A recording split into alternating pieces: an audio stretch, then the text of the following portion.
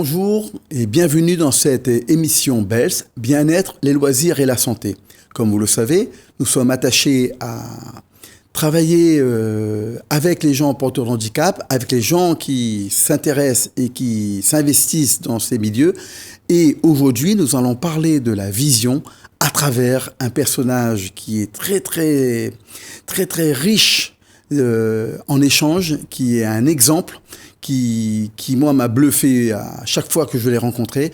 On va rencontrer Claude Louise et pour ce faire, on aura d'abord un apport de ce qu'est la vision avec Farah Tagoli, interne en médecine d'urgence, qui nous apporte les éclairages théoriques avant de voir ce que Claude est capable de faire et autrement capable, il est capable de beaucoup. Regardons.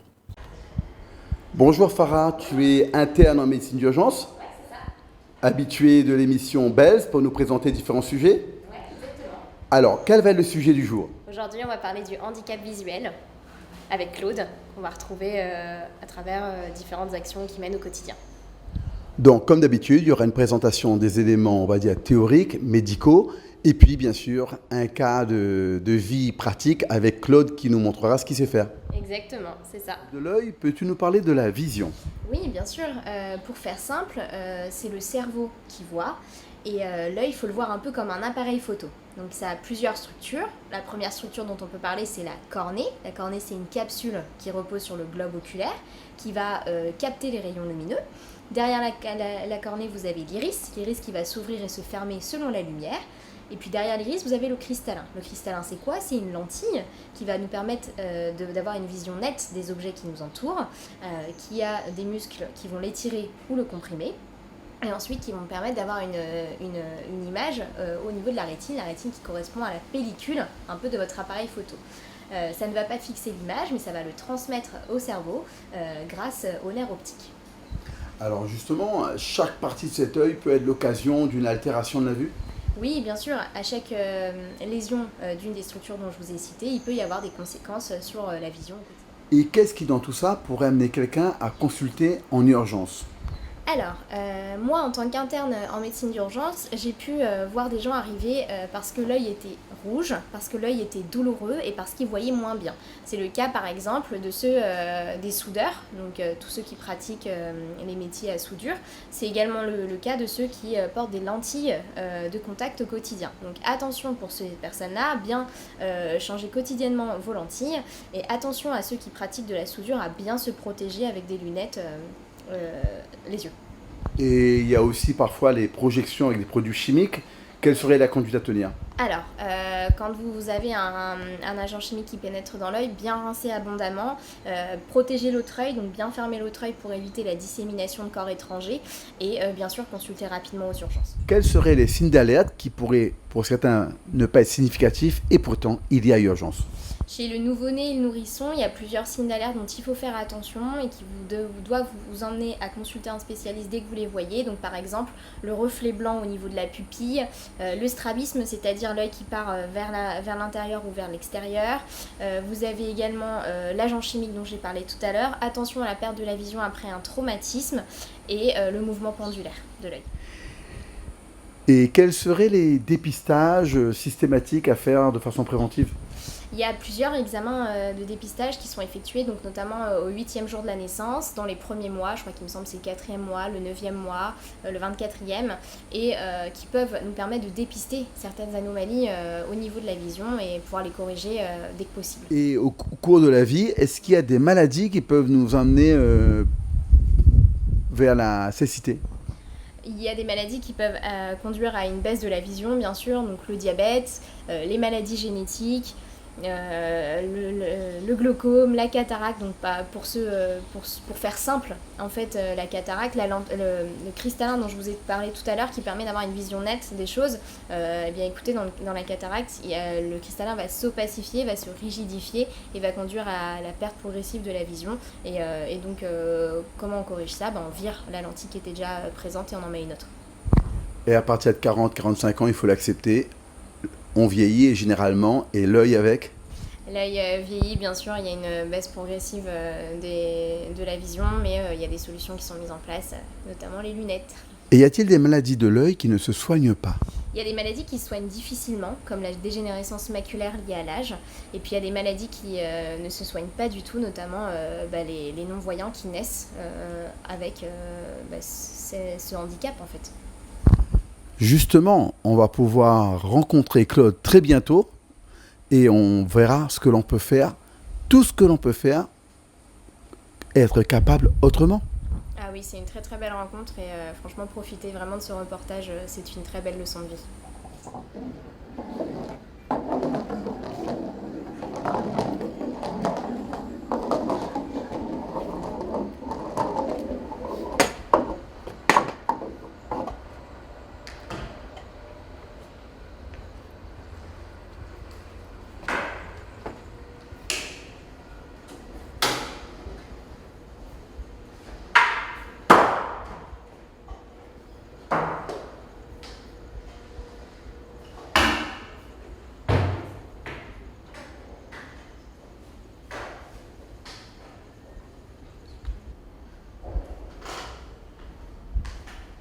Bonjour Claude.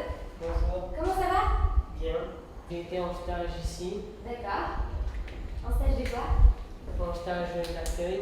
Ok. Et qu'est-ce que tu faisais exactement? Tu accueillais les gens, tu leur indiquais des choses? J'étais en accueil. Ouais. Tu indiquais aux gens, tu les Je conseillais? les indiquais s'il y avait des salles à indiquer, je les indiquais. D'accord, ok. Et tu as fait ça pendant longtemps? 3 semaines. J'ai 15 ans. Je suis au lycée de l'Horizon. Et tu fais quelle filière là-bas? Filière métier de la relation client, je suis dans l'accueil. D'accord, donc là on te retrouve à ton poste. Et en filière relation client, tu apprends, tu as été en stage. Dis-moi un peu, J'ai été en stage ici. comment tu fais pour pouvoir savoir où sont les salles pour orienter les gens? D'abord, tu as dû intégrer, mémoriser tout ce qu'il y a ici? Intégrer, mémoriser et écouter aussi. D'accord. Par exemple, donne-moi un exemple qu'est-ce que les gens t'ont le plus demandé en venant ici? Demande d'emploi, photocopie. Quand on sort du bureau, on suit et c'est le prochain bureau à droite. Allez Claude, tu m'emmènes? Tu me guides, je te guide?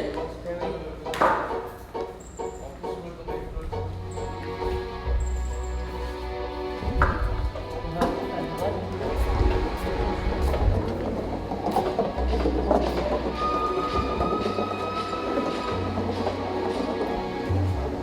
Attention, t'as une porte, hein? What? Ah.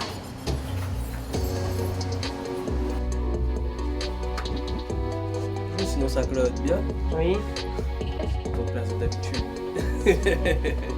Alors Claude, on est où là? Précise-nous. là on est au studio de l'académie. Je vous présente Willy qui est à côté de moi. Alors justement, Willy, qu'est-ce qu'on fait dans cette académie? Pourquoi la musique? Expliquez-nous un petit peu tout ce qu'on peut faire ici. C'est un studio en fait où on est comme une école. En gros, tout le monde ici, on est là pour apprendre sur l'un et l'autre. On est là pour évoluer ensemble en fait. Et après, nous, notre but, c'est d'accompagner les artistes à arriver à leur but en fait. Il m'a dit qu'il souhaite devenir beatmaker. Eh bien écoute, Claude, on va te voir à l'œuvre alors. Ok. Là, je vais commencer à placer mes éléments. En gros, je vais composer une instrumentale.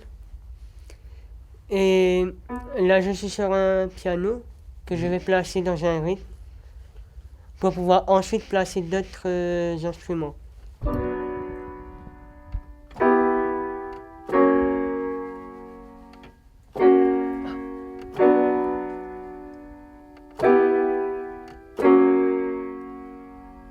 C'est bon, monsieur.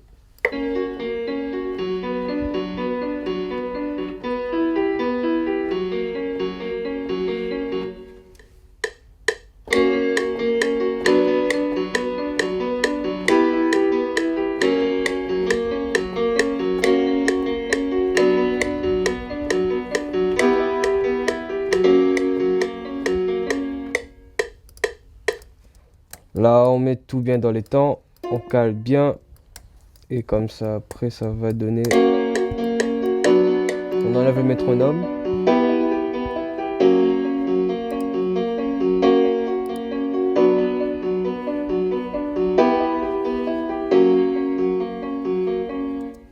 Après, Claude, que ça veut mettre?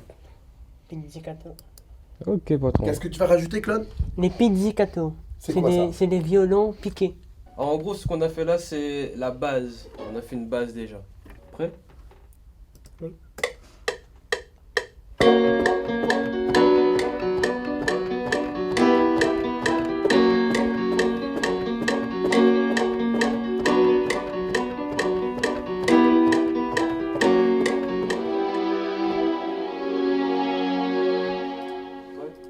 Oui. Là, je vais rajouter des violons. Vas-y.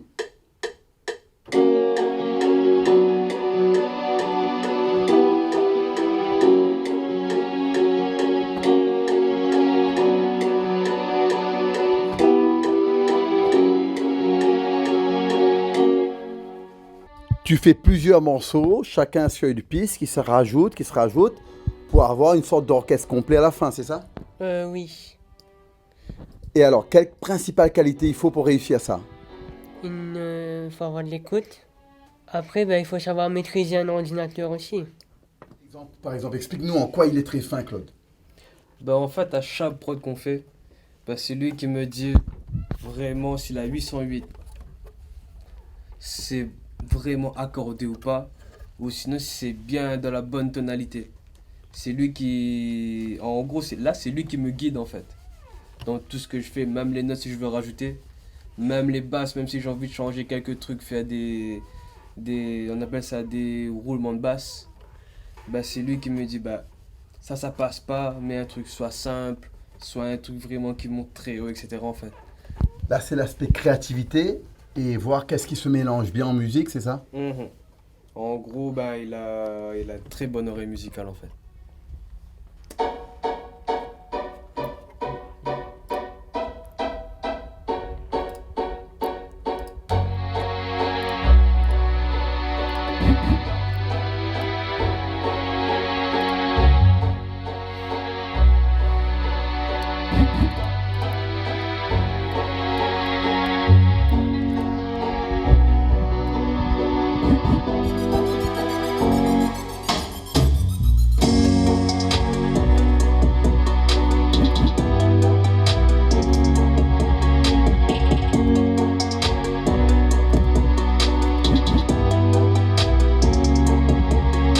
Ça se construit au fur et à mesure. Par exemple, qu'est-ce que tu mets en premier en général? Mais là, j'ai commencé à plaquer des accords en piano. Puis ensuite, j'ai commencé à mettre des arpèges. Puis je mets le violon. Je mets ce qu'on appelle des bells. C'est comme un peu comme des cloches. Oui. Bells, ça nous parle beaucoup, Bells. C'est le titre de notre émission. Et dis-moi, Claude, la musique, tu en fais depuis quel âge? Depuis 2 ans. Depuis l'âge de 2 ans. Oui.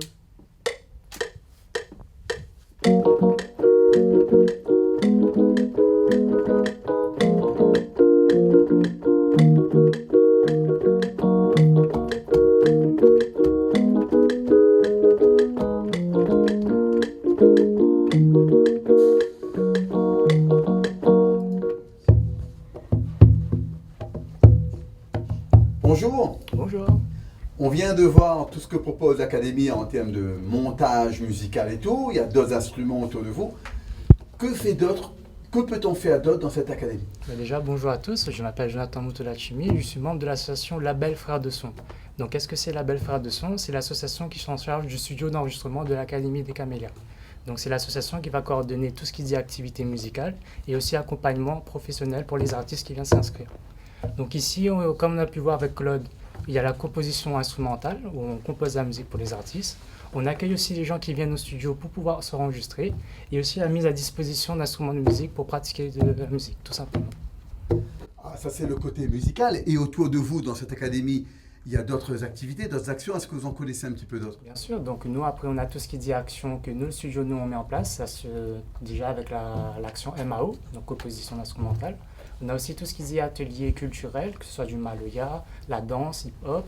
ou les Du gens moringue qui- aussi, j'ai vu. Du moringue aussi, qui peut se faire avec justement un intervenant, que ce soit même Zumba ou même Capoeira aussi, on a des intervenants. Et aussi dans tout ce qui dit dans le studio, tout le monde est le bienvenu et on est là justement pour accompagner professionnellement les personnes. Alors, elle est ouverte que aux gens du quartier, toute la ville, tout le monde sait qui, jusqu'à où? Donc, vu que nous on est concentré sur les camélias, on priorise bien évidemment les gens des camélias qui viennent s'inscrire, mais on n'est pas fermé, on accueille tout le monde. Il y en a qui viennent de l'Est, de l'Ouest, donc ils viennent comme ils sont. Que ce soit des personnes débutants, que ce soit des professionnels, même les personnes qui sont porteurs de handicap, ils sont accueillis dans de très bonnes conditions. Notamment, on a pu voir avec Claude que quand ils ont les outils et les bons accompagnements, ils peuvent aboutir à des projets concrets et qui peuvent être utilisés à la suite artistiquement. Donc voilà ce que nous on propose aujourd'hui à l'Académie de Camélia avec le label Frères de Son.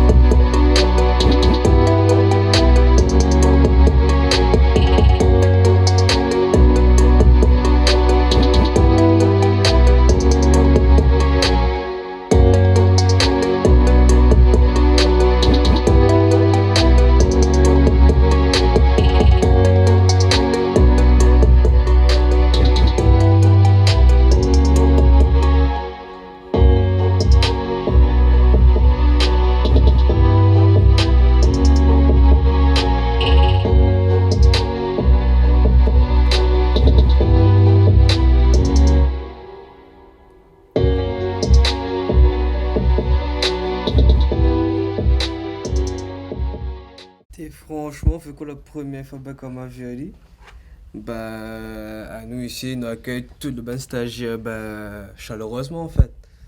Et en fait, quand il a dit, quand on a discuté ensemble, qu'il a dit enfin qu'on il est malvoyant, il a dit moi comme ça que il veut être beatmaker. On m'a posé des questions, il m'a dit gars, j'ai un instrument, il a dit moi oui, il a dit moi oui, il joue du piano. M'a dit vas-y. Après quand il a monté ce qu'il a gagné, il m'a dit là. M'a dit ça c'est un affaire, faut me travailler avec. Après le premier jour il arrive ici dans le studio, après on a commencé faire son prod Ali. Il a dit Will, il veut faire un prod, il veut quoi prendre à moi faire un prod et montamment comme il fait parce qu'il y a toujours regardé sur YouTube comment il fait, enfin écouter comment il fait, mais il a toujours voulu pour y arriver. Il était très curieux. Très curieux, comme d'habitude, il était vraiment très curieux. Après, au fur et à mesure, on a fait l'instrumental. On a fait au moins 3, si je me crois bien. On a fait 3 l'instrumental, non 2. Ah oui, le 3, on n'avait pas encore fini. Après, je me laisse aller, en fin de compte, à moi, j'ai plus les drums. C'est tout ce qui dit battement, etc. pour le style de son.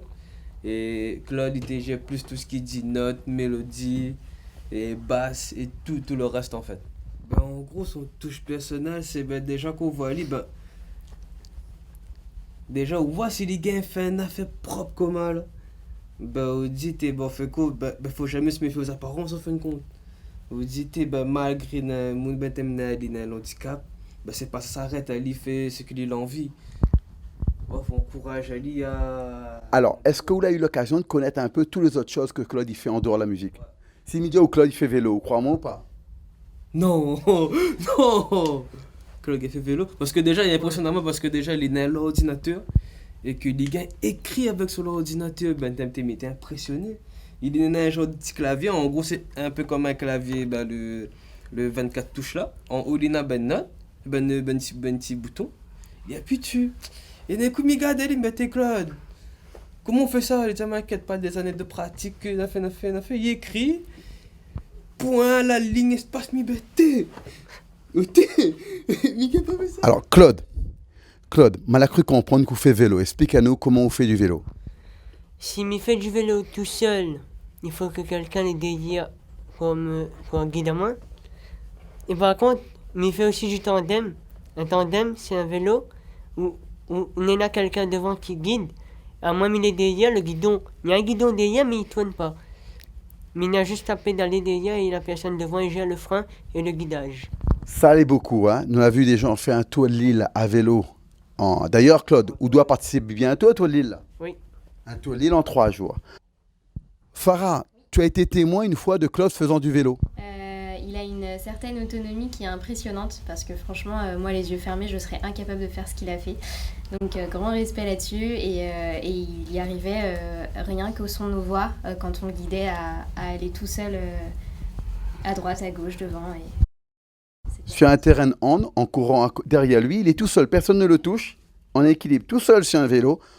Pour le guider, on lui dit tout droit, ou bien on lui dit à 1h, à 11h, à 10h, et ça lui donne la direction qu'il doit prendre.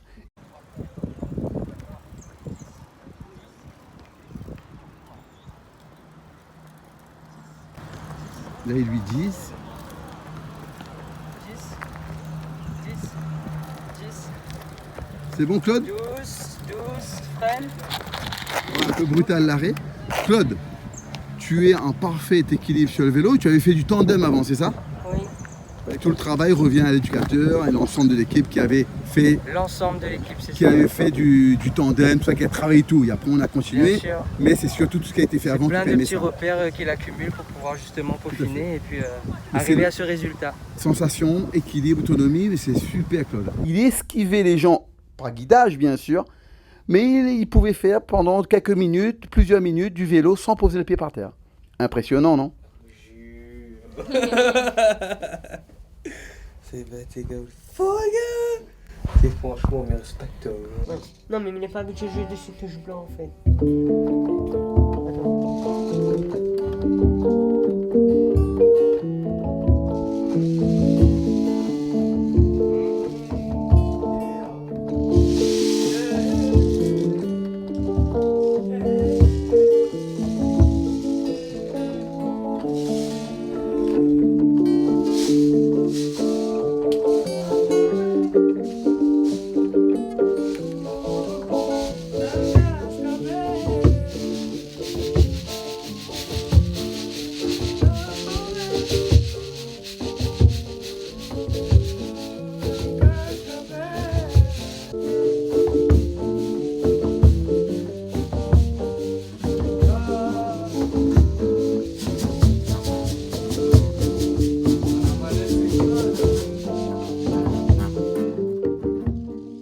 Là, il est bon.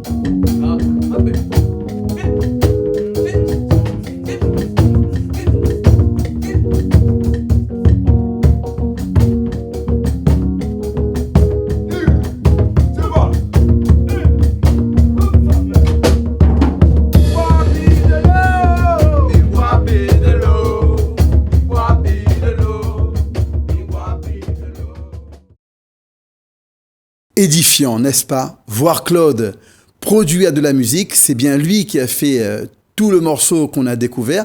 Claude qui fait du vélo, qu'on va retrouver sur le Incanet-la-Tour, mais cette fois-ci, comme on est sur la route, il sera sur un tandem. Et bien évidemment, Claude n'est qu'un exemple parmi plein d'autres gens. Je salue au passage Sevagami, qu'il avait rencontré sur les Journées Bels, que vous pouvez retrouver sur nos reportages Facebook. Eh bien, c'est quelqu'un d'autre qui fait du tandem aussi, et pourtant il est aveugle. Vous voyez, il y a tellement de manières d'être capable autrement. Alors, si vous aussi, chez vous, vous avez envie de nous parler de personnes qui vous sont chères, de défendre une cause du handicap, n'hésitez pas à nous rejoindre à Télécréole, à travers la page Facebook de Bels, pour pouvoir en parler. En attendant, cette année va être aussi l'année de l'EMPR, j'en ai parlé sur les émissions précédentes, et dans cette année de l'EMPR qui fête ses 50 ans, on va avoir encore un événement de grande ampleur au mois de juillet. On en reparlera bientôt parce qu'on aura une émission spécialement dédiée pour ça avec les gens de l'EMPR autour du handicap. À bientôt!